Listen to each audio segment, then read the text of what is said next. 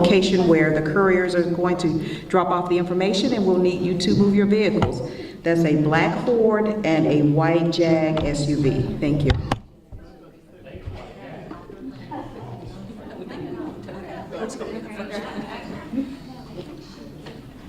Do we need to make that announcement in the warehouse too? Oh. So cute. This is hers. No, it's not mine. I got the cheapest car in the lot.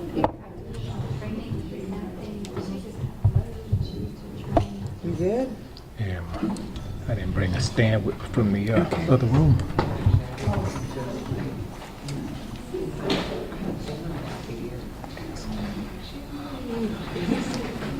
You good?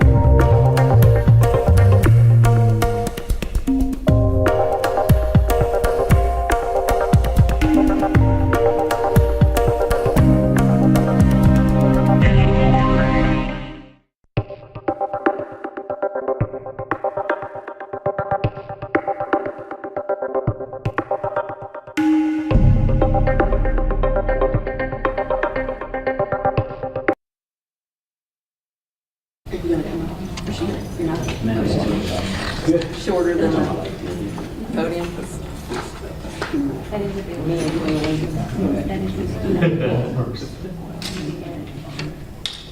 As soon as FGTV gives me the countdown, we'll go. Okay.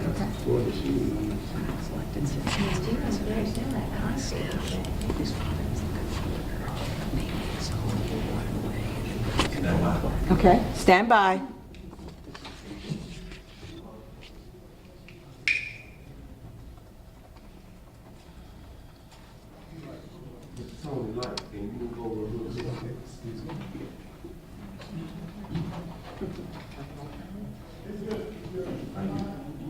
me up my name, okay?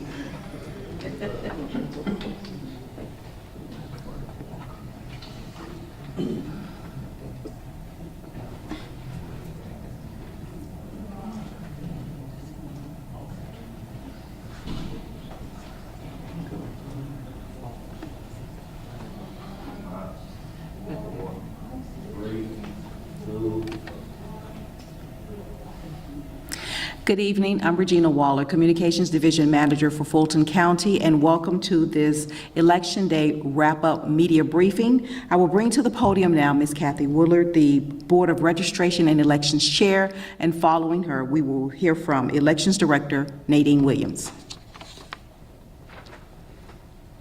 Oh, yeah, this is a very tall podium. I can't even stand up high enough for this one, but thank you. Thanks to everybody for being here. It's been a really nice day for elections in Fulton County. I want to welcome Commissioners Thorne and Pitts for being here with us. And I really want to thank the commissioners for this incredible election facility that really demonstrates the commitment that Fulton County has to excellence in elections. We're really having a good day today, and I'm going to let our director, Nadine Williams, tell you in more details about the day. Good evening. The 2024 May primary was a significant endeavor, and once again highlighting the dedication of our election staff and the unwavering commitment of our poll workers to the electoral process. I'm pleased to report that the primary was conducted smoothly overall, with voters able to cast their ballots efficiently.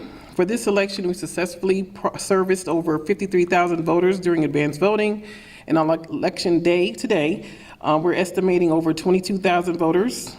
The Fulton County Department of Registration and Elections wants to express our deepest appreciation to our poll workers and election staff for their invaluable commitment and service, our county manager, our Board of Commissioners, and our Board of Registration and Elections for their dedicated efforts. Following this election, we will conduct a standard comprehensive review so we can prepare and enhance and introduce improvements for the 2024 presidential election in November. And we'll take any questions at this time. Can you talk a little bit about redistricting? Because I know that that's been an ongoing conversation. Obviously, some big races have had some changes there. How did that go for you guys? What were you anticipating? And was anything done in advance to make sure that that kind of process would go smoothly? Yes, we are pleased to announce that we had no redistricting concerns. What we did in advance, we collaborated with the municipalities within our county to have them triple check to review our interpretation of the maps. We also reached out to some adjacent counties to make sure if there were any overlaps that we went ahead and cleared all those things up. And that actually came out to be very successful, and we had no redistricting concerns at all. Yes, sir? The 2020 primary, when the new equipment was in place and we had the presidential preference primary atop the general primary, we had over 2 million votes cast statewide. Roughly the same number in the 2022 general primary. Just wanted to see, you didn't do anything wrong, but to what you might attribute a rather anemic turnout. This is less than was in the presidential preference primary in March, which had 11% turnout. Right. So, I mean, there's a lot of factors. We can't exactly say why voters choose to not exercise their right to vote. It could be a protest to the war. It could be they don't care for any of the candidates. We don't know. But we're here to service them. Our main goal is to just make sure that Fulton County is equally representative, north, south, east, and west. So if they choose to exercise that right, they have the ability to do so. Well, with 1 million registered voters, will this be a record low turnout for a general primary? Because it looks like you're... I'd have to research that. Right. The advanced voting number was pretty high at 50, over 50. I think it roughly was around 40 or so, but I think I would have to research that matter to give you the exact numbers or the percentages. How many different areas could voters go to, and how was that process for Fulton County?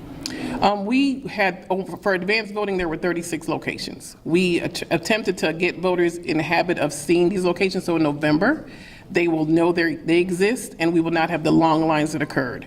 If there's a high voter turnout, the only way for us to stop that and not worry about any of the restrictions when it comes to people in line is to have people not be in line. And so having a lot of sites where people live, where they work, it makes it easy for people to just go out and vote during the lunch break, when they drop off their kids. We just want to make sure it's accessible. Anything that you'd like to see improved for the November election? At this point, I think we did very well. I can't even lie to you. I'm proud of our team. We worked very hard. And we, of course, we're going to sit there and do an after-action plan to see what, as we take an analysis, what we could do, can improve. There's always something we can improve. Even though if something is good, it can always be better. So we're going to sit down as a team, work through that, and then we'll enhance those for November. Okay, thank you. All right, thank you. That concludes our media briefing. We're going to let these ladies get to work in our warehouse. If you need anything, please see me, and I'll see what I can do to assist you. Thank you.